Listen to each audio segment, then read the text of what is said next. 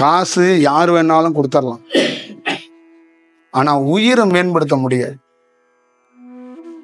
உங்க பொருள், நீங்க உங்களுக்கு என்ன பொருள் வேணுமோ எங்க வேணாலும் போய் பெற்றுட்டு வந்துடலாம். ஆனா உயிர் இப்படி வளைஞ்சிருக்கு, இப்படி நிமித்தி விடுப்பா அப்படின்னா எவனும் நிமித்த முடியாது. உங்க தொகுதியில வந்து ஒரு அமைச்சர் இருக்கிறார், அதை போய் கொஞ்சம் உயிர் கொஞ்சம் என்னது பெண்டாயிருக்கு, கொஞ்சம் நிமித்துங்கன்னா நிமித்தெல்லாம் அவரால் முடியாது. ஏன்னா அவர் உயிர் படுத்தே பல மாசம் ஆச்சு. புரியுதுங்களா? இது தெரியாது. அதனாலதான் ஞானிகளை கண்டு யாராலையும் அறிய முடியாததுக்கு காரணம் என்னன்னா, புரிய முடியாததுக்கு காரணம் என்னன்னா, அதுக்கு அங்க தெளிவு, உயிர் தெளிவா இல்லை. ஒரு உயிர் அறியணும்னா இன்னொரு உயிர் தெளிவா இருக்கணும். அதுதான் புத்தர் சொன்னா, தெளிந்த நீரோடையா இரு. தெளிந்த நீரோடைன்னா அப்பதான் என்ன தெரியும்? அந்த நீர்ல நீர் தெரியாது, நீயே தெரிவாய். நீரல்ல போனால் அங்க நீர் தெரியாது, நீ தெரிவாய். அப்ப நீருக்குள் இருப்பது நீதான், அதுதான் உயிர். நீ பார்த்துக்கொள். நீ கண்ணாடியை செஞ்சு பெட்ரூம்ல வச்சு உன் முகத்தை பார்த்துக்கிட்டே இருக்கிற, அது இல்லை. ஒரு நீரை கலக்கிட்டு அந்த நீருக்குள்ள தெளியுமான்னு 70 ஆண்டுகளா நீ குப்பை கொட்டிக்கிட்டே இருக்கிற. அந்த நீரை தெளிவடை. அப்ப நீருக்குள் நீ தெரிவாய், நீயும் நீரும் ஒன்றாய் போய்வாய், வேற ஒரு வடிவத்துக்குள் மாறி போவாய். இதான் விஷயம். அப்ப எந்த மனிதனும் அந்த கலங்கிய நீரை தெளிவடைந்து தன்னை பார்க்கவே முடியல. புத்தர் பார்த்தான். பார்த்ததை மக்களிடம் சொன்னேன். நான் கண்டேன், இதுதான். அந்த உயிர் சக்தியை மேம்படுவதற்கான ஒரு பணி செய்வோம். இவ்வளவுதான் விஷயம். புத்தர் எங்கேயாவது தங்கம் கொடுத்தான், வெள்ளி கொடுத்தான், பித்தளை கொடுத்தான் அப்படின்னு ஏதாவது இருக்கான்னு நீங்களே சொல்லுங்க. இல்லை அருணகிரி வந்து எங்கேயாவது வந்து வேல் கொடுத்தான், மயில் கொடுத்தான், தங்கம் கொடுத்தான்னு இருக்கா? மாணிக்கவாசகன் போராட்டம்லாம் எல்லாத்துக்கும் ஏதாவது கொடுத்தான்னு இருக்கா? அவன் உயிரை தான் கொடுப்பான். அவனுடைய வேலை அதுதான். அதுதான் சிவன் என்ன செய்வான் அப்படிங்கிறதுக்கு பொருள் வந்து அதுதான். உயிர் சக்தியை மேம்படுத்துவதற்கும் உயிர் சக்தியை பலப்படுத்துவதற்கும் ஒரு வேலை செஞ்சுட்டு போயிடுவான். அப்ப நீங்க தெய்வீகமா மாறினா என்ன ஆகும் நினைச்சு பாருங்க. உங்க உயிர் தெய்வீகமா மாறினா என்ன ஆகும்? உங்க வீடு என்ன ஆகும்? கோயிலாக மாறி. அதான் விஷயம். இது சிஸ்டமா மக்கள்கிட்ட, மக்கள் இதை கடைபிடிக்க மாட்டாங்க, பார்க்க மாட்டாங்க. இது நம்மகிட்ட இருக்கிற எல்லாத்துக்கிட்டையும், நம்ம வீட்டில் இருக்கிற பெண்கள், பேத்திகள், இளம் சிறார்கள் எல்லாம் என்னன்னா, உங்களுடைய வயதுல நீங்க ஏதோ அழுத்து உளுத்து போய் இந்த வாழ்க்கையில டைவர்ட் ஆகி ஏதோ ஒன்று தேடுறீங்க அப்படின்னு அவங்க நினைக்கிறாங்க. உங்களை ஒரு கேலி கிண்டலாக்காகவும் நீங்க அப்டேட் இல்லாத வேற ஒரு ரூட்டுக்கு போயிட்டீங்கன்னு அவங்க பாக்குறாங்க. இங்க பித்து பிடிச்சி 4 பைத்தியக்காரங்க, ஒரு நடிகர்கள், இந்த விளையாட்டு வீரர்கள்லாம் இருக்காங்க. இது வந்து அப்டேட்டு. அருணகிரி, மாணிக்கவாசகன்லாம் அன் அப்டேட்னு பாக்குறாங்க. கண்ணமாப்பேட்டை சுடுகாட்டில் போய் எரிய போற, கரண்ட்ல எரிய போறவங்கல அப்டேட்டா? சாவே இல்லாத, மரணமே இல்லாத பெருவாழ்வு கொண்டவன் அன் அப்டேட்னு பாக்குறாங்க. அது என்ன நம்ம சொல்றது? எத்தனை மொழிகள் நடித்த கொண்டு போய் கரண்ட்ல போட்டு எரிச்சிட்டு வந்துட்டாங்க. அதுல எந்த உயிரை, எந்த சக்தியை, எந்த செயலை வந்து நீங்க சொல்ல முடியும்? நீங்க நாளைக்கு காலையில் கிளம்பி போய் அந்த திருவாத ஊர்ல போய் மாணிக்கவாசகரை நினைச்சு உட்கார்ந்தீங்கன்னா உங்க உயிருக்குள்ள ஏதோ ஒரு சின்ன விஷயமாச்சும் நிகழ்ந்தே தீரும்.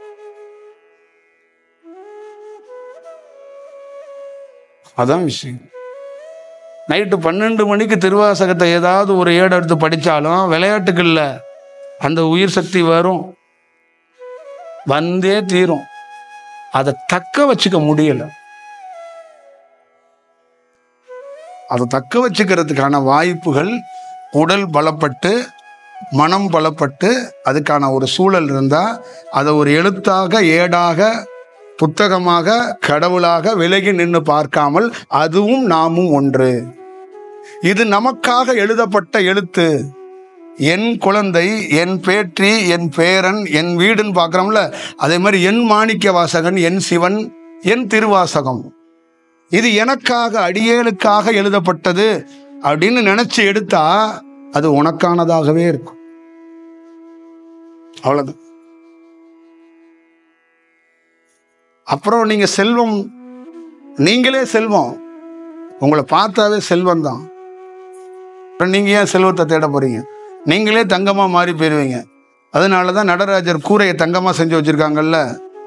உயிராக இருப்பவன் தங்கம், உயிராக இருப்பவன் வெள்ளி, உயிராக இருப்பவன் எல்லாமாவும் இருப்பான்.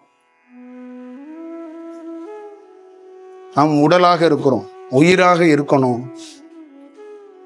அதுதான் வள்ளலார் சொன்னார், உயிரா இருக்கிறேன் நான் அப்படின்னா கரைந்து போறதுக்கு அதுதான் வாய்ப்பு. மாணிக்க வாசகன் வான் கலந்தான்னா உடலே உயிராக்கிட்டான், எல்லாம் செல்லா அப்படி மாத்திட்டான். நம்ம அந்த வடிவத்துக்குள்ள இல்லைனாலும் நமக்குள்ள இருக்கிற அந்த சிறு உயிரையாவது பலப்படுத்திக்கிறதுக்கான வாய்ப்புகளை உருவாக்குறதுக்கு பண்ணணும்.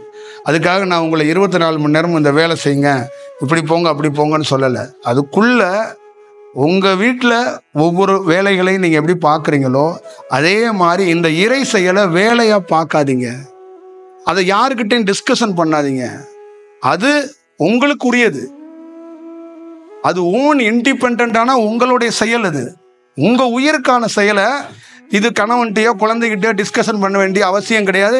எந்த கொம்பனும் இதுக்கு பர்மிஷன் கொடுக்க வேண்டிய அவசியமும் இல்லை. உன் உயிரை பலப்படுத்துறதுக்கு நீ போய் யார்கிட்ட போய் பர்மிஷன் வாங்கணும்?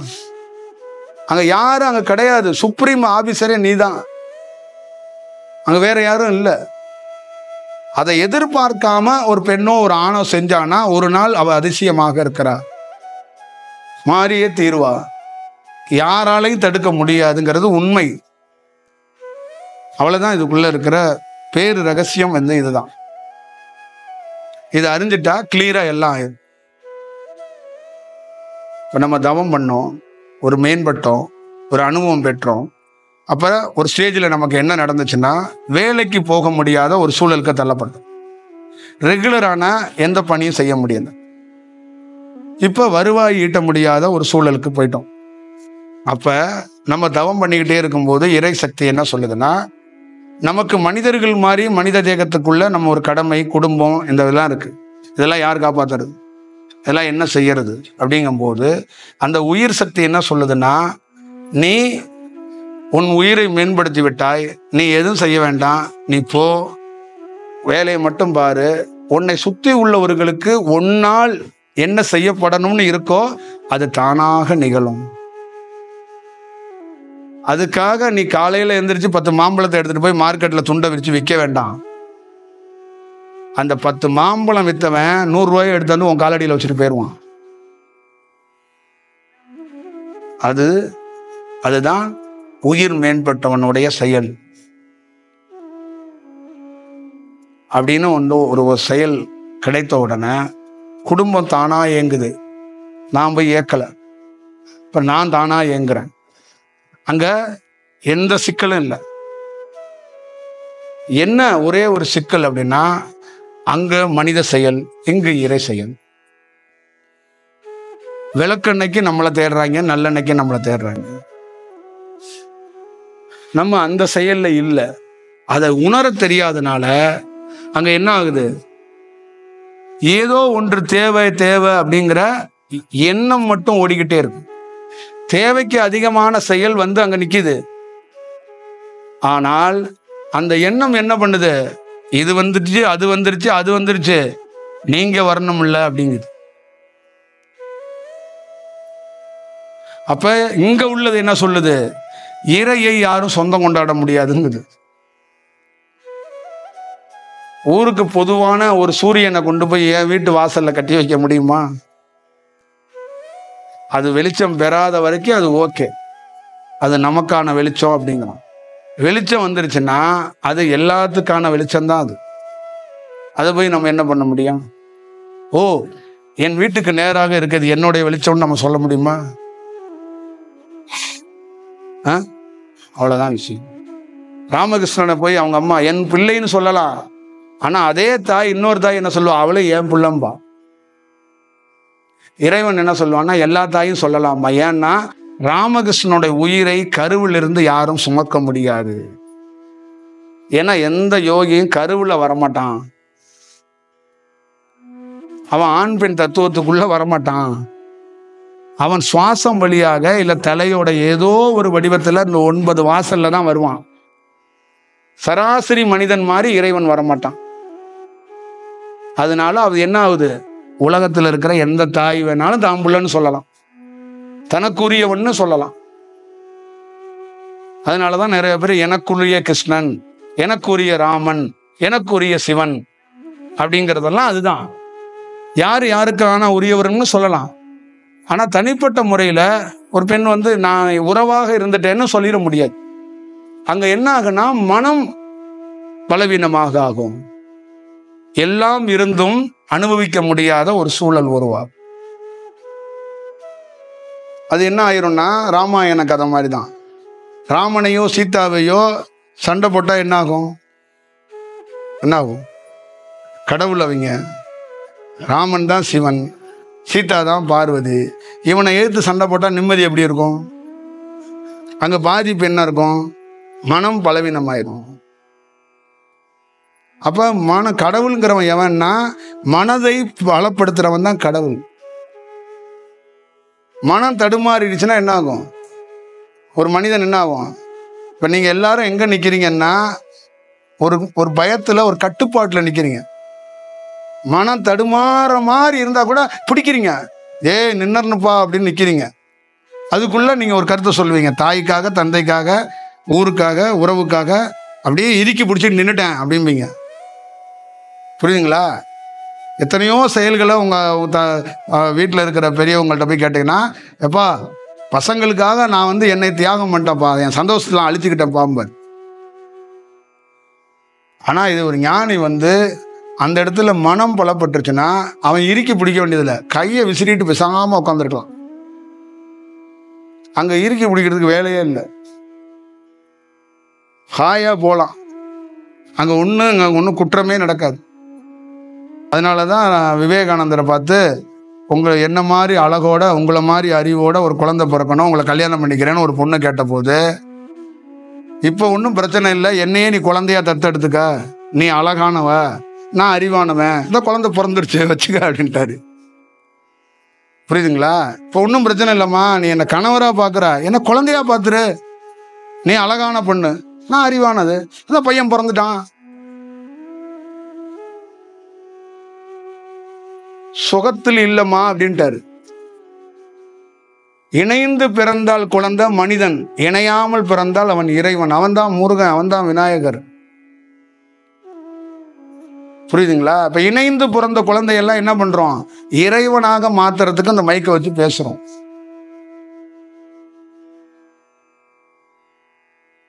இணையாமல் காற்றால் இணைந்தவன் இறைவன், உடம்பால் இணைந்தவன் மனிதன். உடம்பால் இணைந்த மனிதனை காற்றால் இணைவதற்கு ஒரு வழிவகை செய்து அவனையும் இறை தோற்றத்துக்கு மாத்துறதுக்கு ஒரு வேலை நடக்கு. இதுக்கு தான் ஞானிகள் தோன்றான். ஞானிகள் சிவபெருமானுக்கு நெய்வேத்தியம் பண்ண பொங்கல் வைக்கிறதுக்கோ, சுண்டல் வைக்கிறதுக்கோ, வில்வ மரத்தில் நீங்கள் பறிச்சு அள்ளியாந்து போடுறதுக்கோ உங்களை அவனும் தேடலை, நீங்களும் அவனை தேடலை.